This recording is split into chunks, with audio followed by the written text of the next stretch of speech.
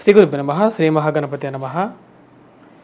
22 June నుండి 5 July వరకు అంటే రాబోతున్నటువంటి పౌర్ణమి నుండి అమావాస్య వరకు చంద్రమానం అనుసరించి గోచార రీత్యా ఈ యొక్క 15 రోజుల కాలం ఈ యొక్క పక్షం అనేది ఎలా ఉండబోతుందని చూద్దాం. వృషభ రాశి వారికి ఎలా ఉందనేది చూద్దాం. వృషభ రాశి వారికి మనం గమనించినట్లయితే 22వ తారీఖున వచ్చినప్పటికీ పౌర్ణమి, అదేవిధంగా ఇప్పుడైతే ఈ యొక్క జూలైలో వచ్చేటప్పటికి ఎలా చివరి నాటికి వచ్చేటప్పటికి కొంచెం అనుకూలమైనటువంటి ఫలితాలు ఎక్కువగా పొందగలుగుతారు. అంటే ఈ యొక్క 15 రోజుల కాలం అమావాస్య పౌర్ణమి నుంచి అమావాస్య ఎప్పుడైతే దగ్గరికి వెళ్తుంటుందో ఆ టైంలో కొంచెం బెటర్ రిజల్ట్స్ అనేది ఒక వృషభ రాశి వారికి పొందగటం అనేది జరుగుతుంది. దానికి ముఖ్య కారణం వచ్చేటప్పటికి 29వ తారీఖున బుధగ్రహ సంచారం అనేది జరుగుతుంది అన్నమాట.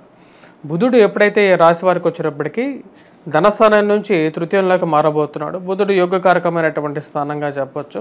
తృతీయంలో ఉన్నటువంటి బుధుడు అనుకూలమైనటువంటి స్థానంలో, స్వస్థానంలో ఉన్నప్పుడు కూడా బుధుడు యోగకారకుడే.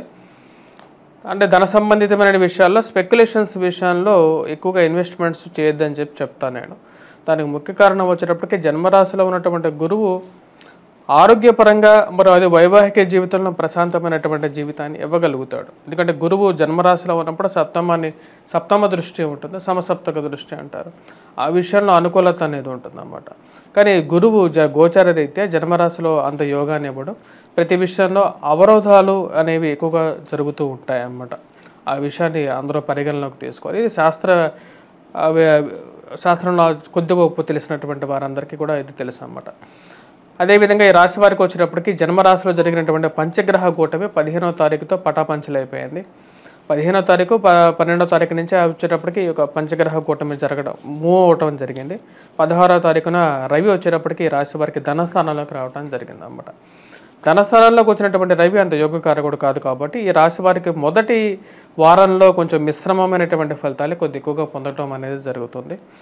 రవి ఎప్పుడైతే ధనస్థానంలో రవి బుధుడు 15వ తారీఖు రావడం జరిగింది అన్నమాట. 16వ తారీఖున రావడం జరిగింది ధనస్థానంలోకి ఎప్పుడైతే రవి బుధుడు వస్తాడో అది వచ్చేటప్పటికి ఇరుగు పొరుగు సఖ్యత విషయంలో కొంచెం ప్రతిబంధకంగా ఉంటుంది.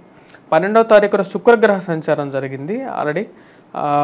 ఈ యొక్క 12వ తారీఖున శుక్రుడు 15వ తారీఖు వరకు అలోన్గా ఉంటాడు అన్నమాట. అంటే రవితో కలవకుండా ఉంటాడు.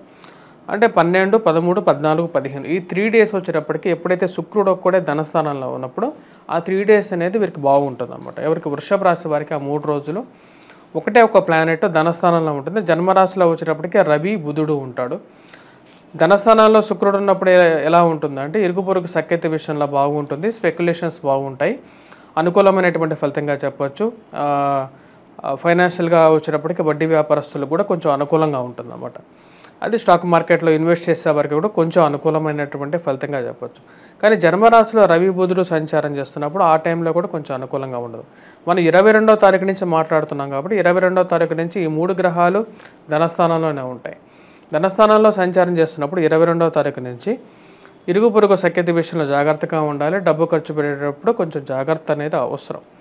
మరి ఎందుకంటే గురుగ్రహ బలం అనేది రాశి వారికి తగ్గుగా ఉంది. మరి అదేవిధంగా ఆ విషయం మీద మరి పంచమాల్లో వచ్చేటప్పటికి ఈ రాశి వారికి కేతు ఉన్నాడు, వ్యయ స్థానాల్లో కుజుడు ఉన్నాడు. ఇది కొంచెం అనుకూలమైనటువంటి ఫలితంగా గోచరించట్లేదు. కొంచెం మిశ్రమమైనటువంటి ఫలితాలు, సామాన్యమైనటువంటి ఫలితాలే వచ్చే విధంగా ఉంది. విద్యార్థులు అయితే మటుకు బాగా కష్టపడి చదవాల్సినటువంటి ముఖ్యమైనటువంటి సూచన. ఎందుకంటే విద్యార్థులకి గురుగ్రహ బలం అనేది చాలా ముఖ్యం. కొద్దిగా కష్టపడి చదివితే విజయాన్ని సాధించడంలో పెద్ద కష్టం కాదు వృషభ రాశి వారికి. జన్మరాశిలో ఉన్నటువంటి శుక్రుడు ఎప్పుడైతే ధనస్థానంలోకి వెళ్తాడో ఫైనాన్షియల్గా మనీ అనేది వీళ్ళు ఎర్న్ చేయగలుగుతారు. డబ్బు సంపాదించడం అనేది పెద్ద కష్టంగా ఉండదు. కాకపోతే డబ్బును మళ్ళీ రీఇన్వెస్ట్మెంట్ చేయడం, అది సరైనటువంటి రిటర్న్స్ ఇవ్వకపోవటం, వేరే వాళ్ళకి తెలియనటువంటి వారికి డబ్బులు ఇవ్వటం, అప్పు ఇవ్వటం, ఇలాంటి పనులలో కొంచెం దూరంగా ఉంటే ఈ యొక్క 15 రోజులు కొంచెం అనుకూలమైనటువంటి ఫలితాలు ఎక్కువగా పొందగటం అనేది జరుగుతుంది. నమ్మి మోసపోవటం కన్నా దూరంగా ఉండటం, నాకెందుకులే అని చెప్పి దూరంగా జరగటం కూడా కొన్నిసార్లు మంచిది అవుతుంది ప్రతి ఒక్కరికైనా సరే. ఈ రాశి వారికి వచ్చేటప్పటికి మనం చెప్పాలంటే విద్యా సంబంధితమైన విషయాల్లో విద్యార్థులు మటుకు కొద్దిగా కష్టపడి చదవాలి.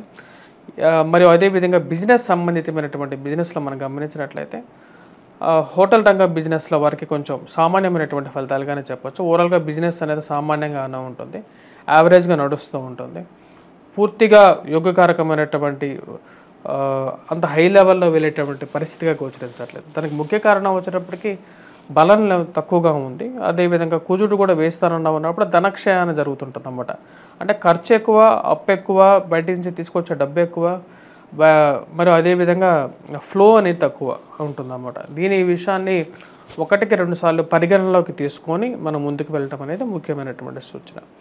వివాహ ప్రయత్న సంబంధితమైన విషయాలు ముడిపడటానికి ఆస్కారం అనేది ఉంది.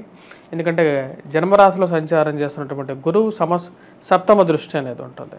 ఆ యొక్క సప్తమ దృష్టి అనేది కర్కాటక ఈ యొక్క రాశి వారికి వృశ్చిక రాశిని చూస్తుంది కాబట్టి శుభదృష్టికి అని చెప్పొచ్చు.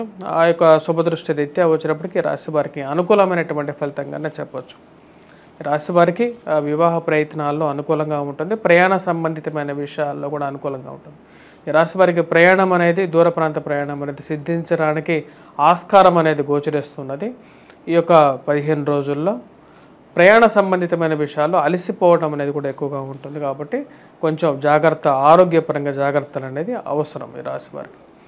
మరి అదేవిధంగా రాజకీయంగా అనుకూలమైనటువంటి సమయం ఉన్నప్పటికీ కూడా ఒక గ్రూప్గా ఫార్మేషన్ జరిగి మిమ్మల్ని దూషించడం అనేది జరుగుతూ ఉంటుంది. ఆ విషయాల్లో కొద్దిగా జాగ్రత్తగా ఉండండి. మిమ్మల్ని కార్నర్ చేయడానికి 10 మందిని మీ ఆఫీస్లో కానీ లేకుండా ఇంట్లో కానీ 10 మంది మిమ్మల్ని ఏదో విధంగా చేయాలని చెప్పి కూడబలుక్కొని మిమ్మల్ని మధ్యస్థం చేయడానికి ఎక్కువగా ప్రయత్నం చేస్తారు.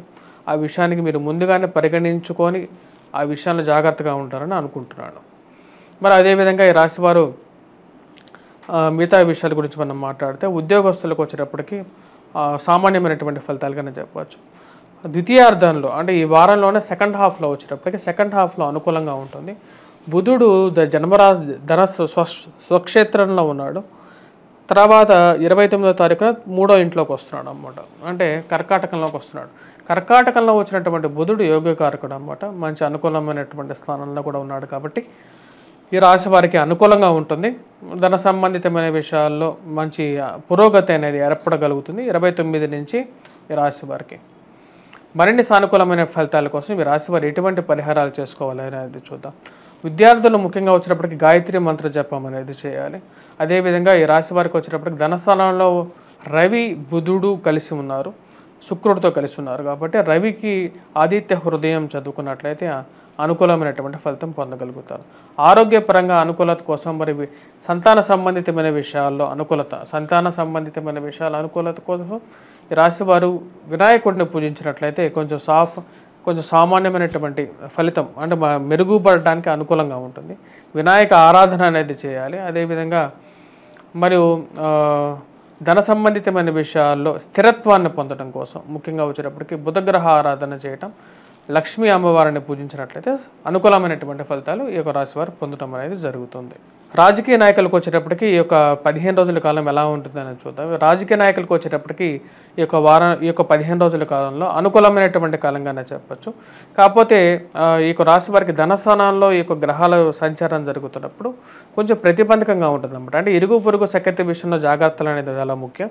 కుటుంబంలో అన్యోన్యత అనేది తక్కువగా ఉంటుంది. అంటే కుటుంబంలో ఉన్న వాళ్ళే వచ్చేటప్పటికి ఏదో ఒక విషయంలో మిమ్మల్ని మానసికంగా కూడా ఇబ్బంది పెడుతున్నారని చెప్పి ఒక మానసిక బాధ అనేది ఉంటుంది.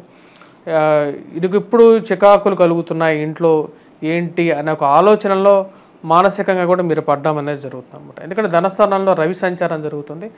16వ తారీఖున రవి సంచారం అనేది ధనస్థానంలో జరుగుతున్నది. 4 రోజుల పాటు రవి ధనస్థానంలోనే ఉంటాడు అన్నమాట. తద్వారా వచ్చేటప్పటికి ఇది ప్రతికూలమైనటువంటి ఫలితం వృషభ రాశి వారి మీద చూపిస్తుంటుంది. కాబట్టి ఆ విషయంలో జాగ్రత్తగా ఉండండి. రవికి ఆదిత్య హృదయాన్ని పఠించినట్లయితే అనుకూలమైనటువంటి ఫలితాలు పొందడం అనేది జరుగుతుంది.